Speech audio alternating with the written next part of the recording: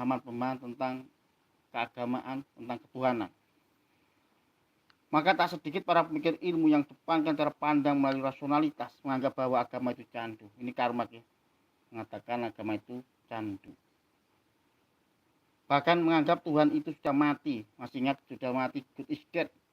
Itu adalah pemahaman Nietzsche. Sehingga memunculkan gagasan ateis atau disebut dengan istilah orang yang tidak percaya akan adanya Tuhan.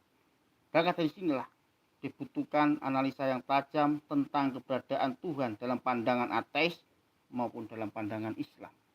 Maka kita sebagai umat Islam tentunya ada ayat-ayat qauliyah dan ayat-ayat kauniyah. Apa tujuan ayat kauniyah?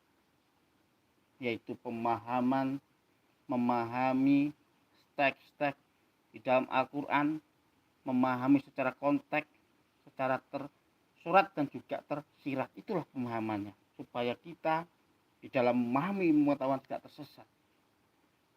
Karena kalau kita memahami pengetahuan, misalnya evolusi Darwin, dari kera menjadi manusia, maka di situ kita akan tidak mempercaya bahwa asal mula manusia itu dari Adam, karena menganggap bahwa manusia itu dari kera.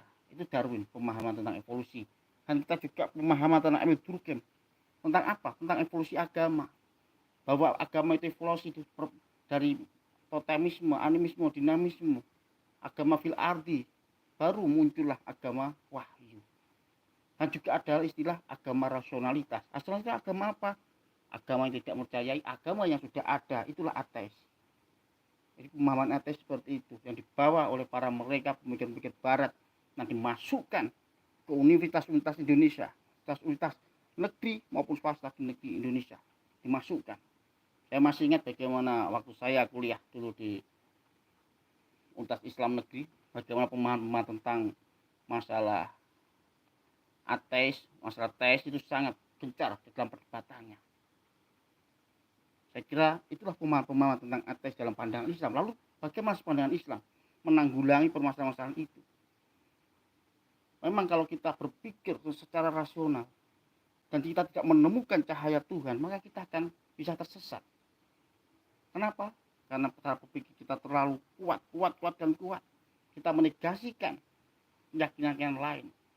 Seperti Sigmund Freud tidak mengakui adanya hal-hal gaib. Dia mengatakan bahwa segala sesuatu adalah alam bawah sadar. Alam bawah sadar seperti mimpi, seperti yang lain itu alam bawah sadar. Dia tidak mengakui adanya hantu, ada yang lain tidak mengakui. Kenapa? Karena dia mengakui itu adalah alam bawah sadar. Dia tidak mengakui hal semacam itu. Karena itulah pemahaman psikolog dari Sigmund Freud. Bagaimana si Freud melawan Tuhan. Maka saya sering menguraikan permasalahan itu. Walaupun di dalam pemahaman Sigmund Freud dengan pemahaman Ciki Chung sangat berbeda. Bagaimana Ciki Chung mengakui ada hal-hal yang menarik, bukan hanya alam bawah sadar, tetapi juga masalah-masalah tentang hal-hal gaib. Itulah perbedaan bagaimana Ciki Chung mengakui tentang hal gaib, sedangkan Sigmund Freud mengakui bahwa hal gaib itu adalah alam bawah sadar. Itulah pertarungan di dalam ilmu psikolog, sehingga memunculkan ilmu-ilmu yang ateis.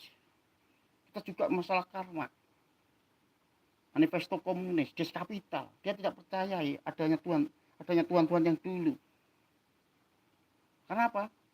Karena menganggap bahwa Tuhan sudah mati. Itu juga God is dead. Tuhan sudah mati. Siapa itu? Nietzsche.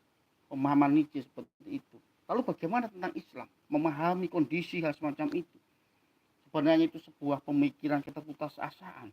Melihat kondisi agama, masyarakat agama yang pada saat itu terlalu berlebihan, terlalu berbondong-bondong menuju kapitalisme, menuju feodalisme, di mana agama diperuntukkan. Pada saat itu gereja di kan bangsa barat ya, itu kan bangsa barat yang pertarungan antara gereja dengan para pemikir di barat akhirnya memunculkan hal semacam itu. Itulah kejadiannya ya. Kita juga masih ingat bagaimana Galilei, bagaimana dia dihukum mati gara-gara menemukan pengetahuan. Lalu pertanyaannya, apakah agama